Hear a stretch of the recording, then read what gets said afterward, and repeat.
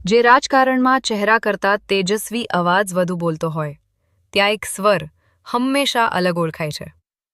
રામવિલાસ પાસવાન. 5 જુલાઈ 1946ના રોજ બિહારના ખગડિયા જિલ્લાના શહેરબન્ની ગામમાં તેમનો જન્મ એક સામાન્ય દલિત પરિવારમાં થયો, જ્યાં સંઘર્ષ જીવનનો અવિભાજ્ય ભાગ હતો.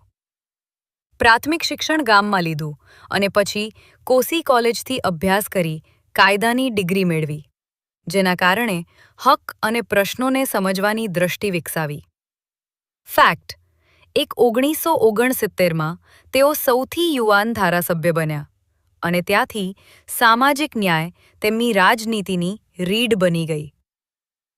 ફેક્ટ 2: લોકસભાની ચૂંટણી તેમણે રેકોર્ડ 8 વખત જીતી, જે જનતા સાથેના તેમના અતૂટ સંબંધનો પુરાવો છે.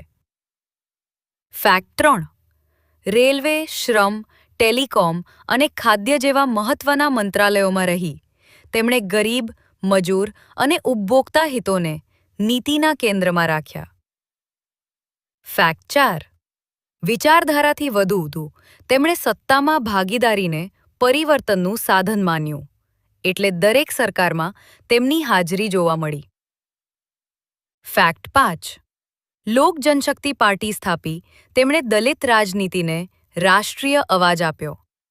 સત્તા બદલાઈ, ગઠબંધન બદલાયા, પરંતુ તેમનો સ્વર એક જ રહ્યો: નબળાને હક મળે.